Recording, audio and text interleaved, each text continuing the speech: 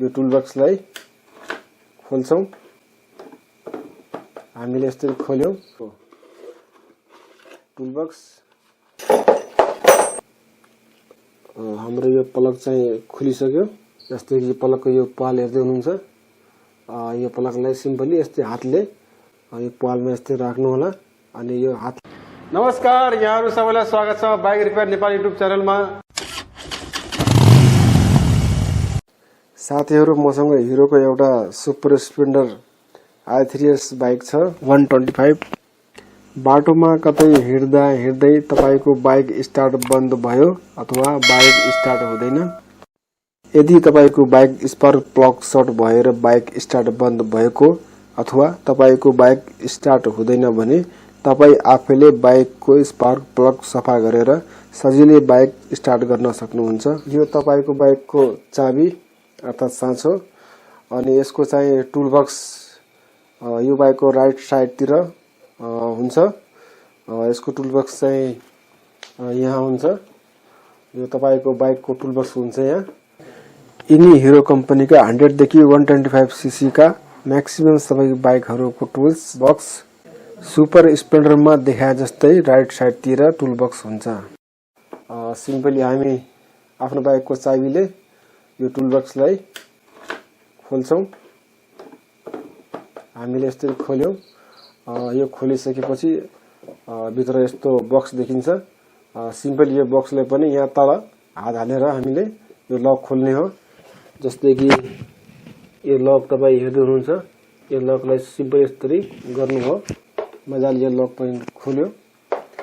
त्यसपछि तपाईको यहाँ यो बाइकको टुलबक्स। अब यो टुलबक्समा के रहेछ हामी हेर्छौं।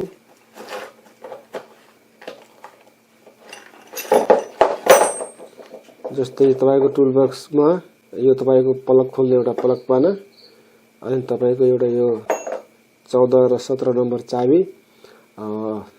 हामीलाई प्लग सफा गर्नलाई अर्थात प्लग खोल्नको लागि एउटा यो चाबी। त्यसपछि यस्तै यो प्लग खोल्ने एउटा प्लग पाना। यो दुईटा हामीलाई चाहियो। अनि तपाईको यस्तै गरी बाइकको यहाँ चाहियो तपाईको प्लग हुन्छ। सिम्पली यो प्लग क्यापलाई यस्तै बाहिर निकाल्ने। तपाईको प्लग क्याप निस्किसक्यो। अनि हाम्रो यो बाइकको स्पार्क प्लग। यो स्पार्क प्लगमा यसको यो प्लग पाना सिम्पली मैले यो यसमा यसरी छिराए। तपाई पनि यस्तै छिराउनु होला। यसरी छिराइसकेपछि त्यसपछि तपाईको यो चाबी हुन्छ 17 नम्बर। यो 17 नम्बर चाबी तपाई यस्तै लगाउनु होला। तपाईको चाबी लागिसक्यो हेर्नुस्।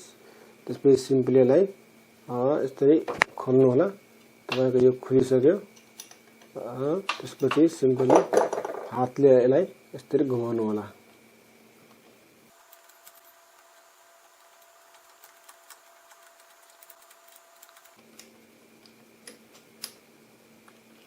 हाम्रो यो प्लग चाहिँ खुलिसक्यो। हाम्रो यो प्लग चाहिँ खुलिसक्यो। जस्तै कि हाम्रो बाइक स्टार्ट बन्द भयो भने यदि हाम्रो यो स्पार्क प्लग सर्ट भयो भने यो हेर्न सक्नुहुन्छ। यो कार्बन जमेको हुन्छ। धेरै नै कार्बन हुन्छ तर यो बाइकको चाहिँ राम्रो छ। तपाईलाई सिकाउनलाई मैले यो गरेको हो। अब हामी यो कार्बनलाई सफाई गर्छौं। तपाईलाई म यो स्पार्क प्लगलाई सफा गरेर देखाउँछु। जस्तै कि हामीसँग एउटा यो पेचकस छ। यो तपाईको टुलबक्समै हुन्छ यो पेचकस। हामी यो पेचकसकै मार्फतले यो प्लगलाई चाहिँ सफाई गर्छौं। यो कालो कालो कार्बन देखिरहेछ। यो कार्बनलाई सफाई गर्छौं। जस्तै कि हामीले यसको यो भाग छ माइनस भाग। यो भागले हामीले यसलाई सफाई गर्ने हो। यस्तै सफाई गर्नु होला। चारैतिर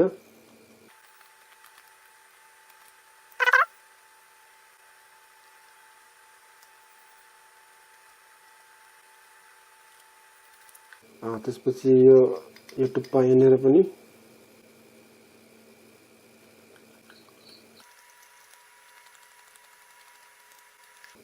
त्यसको यो भित्री भाग छ नि यो भित्री भागको पनि सफाई गर्छौं। हल्का हल्का बिस्तारै बिस्तारै सबै गर्ने हो। त्यसपछि यही पेचकसमा यस्तै राखेर यसलाई यस्तै टट्काउनु होला, यस्तै टट्काउनु होला। यो भाग चाहिँ नहान्नु होला, यहाँनिर चाहिँ हान्ने हो, यस्तै टट्काउनु होला। यसमा हामीले सफाइ गरेको फोहोर चाहिँ तल खस्छ।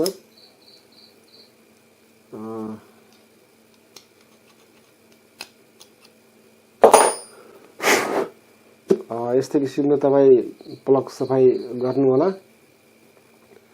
अब हामी यो प्लगलाई फिट गर्छौँ।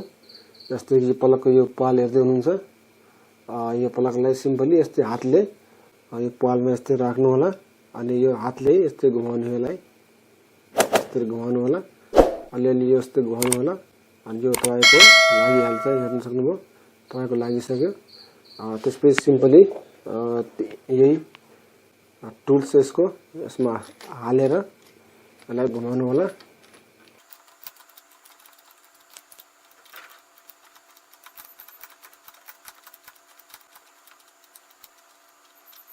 जबसम्म प्लग फुल भित्री जाँदैन, जाने कि फुल टाइट हुँदैन हातले, त्योसम्म टाइट राख्नु होला। अब तपाईँको यो हातले टाइट हुँदैन, यहाँ रोकिसक्यो। अब सिम्पली तपाईँले यही चाबीले 17 नम्बर चाबीले यस्तै लगाएर यसलाई टाइट गर्नु होला, ठिक्कको टाइट गर्नु होला। धेरै पनि टाइट चाहिँ नगर्नु होला, यतिकै ठिक्कको टाइट गर्नु होला। तपाईँको प्लग यो सिम्पली फिट भइसक्यो। त्यसपछि तपाईँको यो प्लग क्यापलाई सिम्पली यो स्पार्क प्लगमा यसरी हालिदिनु होला। तपाईँको यो फिट भइसक्यो। त्यसपछि हाम्रो यो टुल बक्स यसलाई सिम्पली यसमा हामी हालिदिन्छौँ। त्यसपछि हाम्रो यो कभर, यहाँ लाग्ने कभर, यो कभरलाई हामी कसरी हाल्छौँ, जस्तो कि तपाईँ हेर्दै हुनुहुन्छ, एउटा यहाँ पाल छ, अर्को यहाँ पाल छ, अर्थात् यो दुईटा लक हो। अनि यो लक चाहिँ यो दुईटा हेर्दै हुनुहुन्छ, एउटा यो, अर्को चाहिँ यो। यसमा मिलाएर हामीले पहिला छिराउने हो। जस्तै कि यस्तो राखेर हेर्नुभयो, यस्तो राखेर यसलाई तल यसरी च्याप्ने, अनि यहाँ तपाईँको च्याप्नु होला। तपाईँको यो फिट भइसक्यो। जस्तै कि तपाईँलाई एकचोटि अझ जस्तो कि मैले खोलेँ, फेरि मैले यो दुटै यो पालमा यस्तै राखेर फेरि तल मैले च्याप दिएँ। यो हाम्रो फिट भइसक्यो।